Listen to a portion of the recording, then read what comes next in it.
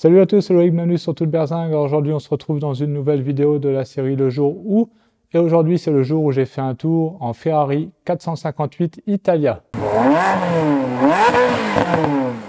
Alors, la Ferrari 458 Italia, donc c'est une berlinette 2 places à moteur central arrière. Elle remplace la F430 et précède la 488. C'est la dernière berlinette équipée d'un V8 Atmo, mais c'est aussi la première à être équipée d'une boîte à double embrayage. C'est plus rapide, ça use moins l'embrayage, mais ça procure moins de sensations. On en reparlera tout à l'heure. C'est aussi la dernière de cette catégorie à être dessinée par Pininfarina. À l'arrière, on retrouve seulement 2 feux ronds et on a 3 pots d'échappement en position centrale. Alors, 458 pour 4,5 litres V8 et Italia, évidemment, pour Italie.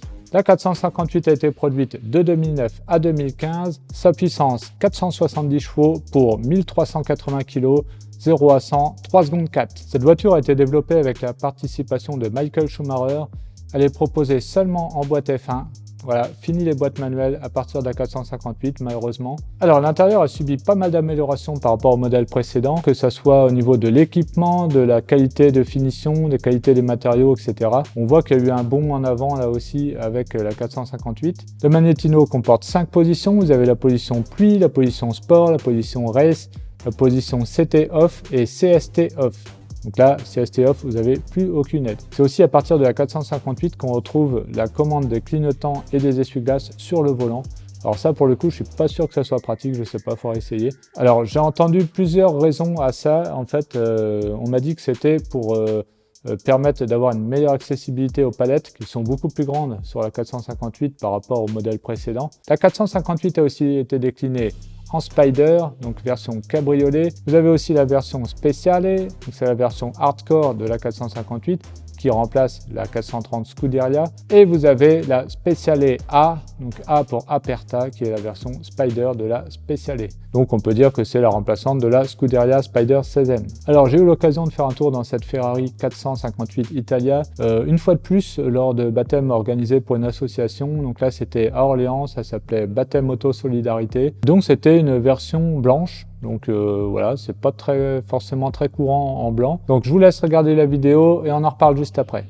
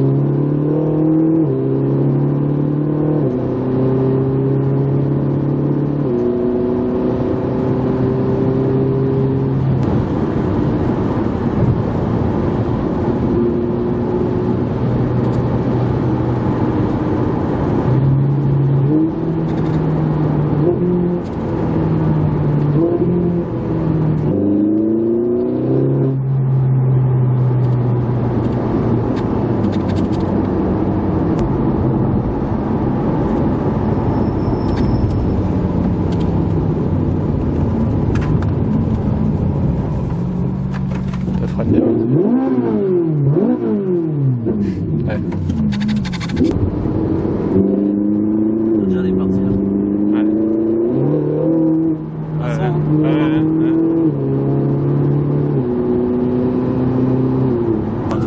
Humide là.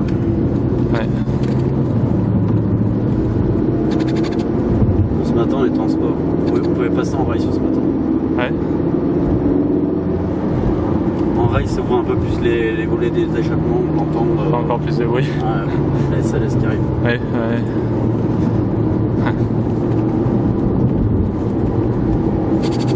Ça marche aussi. Alors, avant de vous donner mes impressions, désolé pour le bruit que vous entendez là, c'est l'objectif de l'appareil photo en fait qui n'arrête pas de se mettre au point. J'aurais dû le mettre en mode manuel. Bon voilà, j'étais plus jeune, j'étais moins expérimenté entre guillemets. Voilà, donc désolé. Bon, pour ceux qui suivent ma chaîne depuis longtemps, vous savez très bien que j'aime pas les boîtes à double embrayage. Et là, en fait, c'est pour ça que ce jour-là, j'ai voulu faire un tour dans la 458. C'était justement pour me rendre compte de ce que c'était ce fameux double embrayage. J'avais, je vous avoue, quelques a priori avant d'y aller, mais justement, je me suis dit, faut tester pour voir. Donc j'ai carrément dit au propriétaire de la voiture, voilà, je veux voir ce que ça donne au double embrayage parce que je suis sceptique. Donc ça, il l'a bien entendu et mes craintes se sont confirmées. J'ai pas aimé. Le passage des rapports est trop linéaire, on n'a pas d'à-coup, on sent rien. Alors bien sûr, les performances sont là, je discute pas là-dessus. Elle est très performante, le passage des rapports est très rapide, mais on le sent pas. Moi, j'aime bien le sentir dans le corps.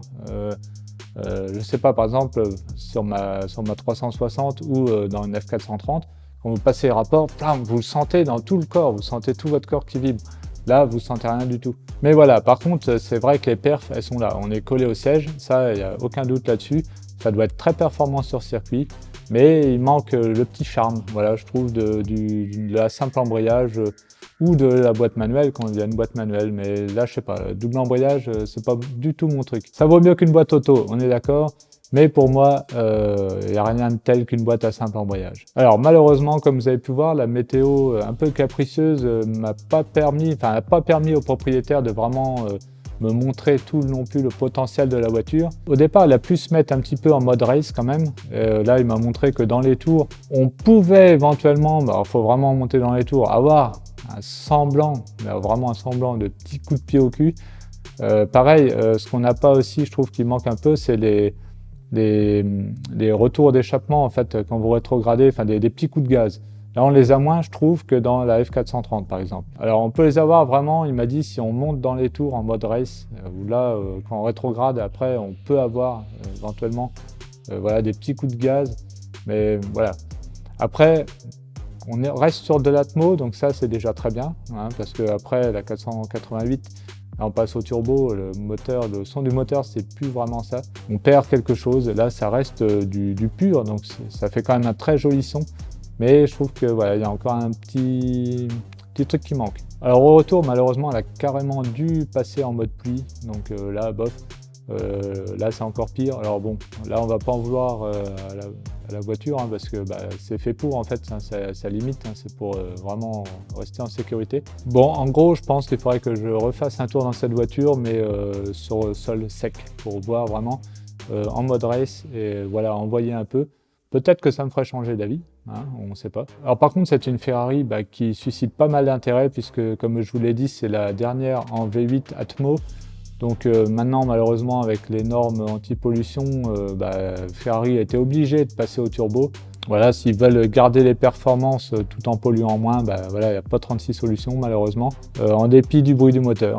Voilà, c'est comme ça. Du coup, c'est une voiture qu'on trouve aujourd'hui, en gros, à partir de 120-130 000 euros. C'est pas une voiture que je projette d'acheter à long terme pour les raisons que je vous ai expliquées. En plus, pour tout vous dire, niveau design, j'ai une préférence pour les modèles d'avant. Voilà. Par contre, on m'a dit que la 458 Speciale, donc la version hardcore, était vraiment très violente. Alors celle-ci, j'aimerais bien l'essayer parce que apparemment, malgré le double embrayage, on a quand même des à-coups et des coups de pied au cul lors du passage des rapports. Et ça, c'est vraiment ce que je cherche. Donc du coup, voilà, en montant dans les tours en mode race, je pense, en Speciale, ça doit bien envoyer. Donc voilà, si un jour l'occasion se présente de faire un tour dans une Speciale, ça sera vraiment top. En plus, je sais qu'il y en a une sur Orléans. Donc voilà, pour cette vidéo rétrospective de mon essai en passager de la 458 Italia. J'espère que cette vidéo vous a plu. Si c'est le cas, n'hésitez pas à mettre un pouce bleu, n'hésitez pas aussi à vous abonner et activer la petite cloche, comme ça vous serez au courant dès que je mets une nouvelle vidéo. N'oubliez pas que je suis aussi sur Facebook, Instagram, Twitter et TikTok. Et on se retrouve à très bientôt sur Toute Berzingue. Allez, salut!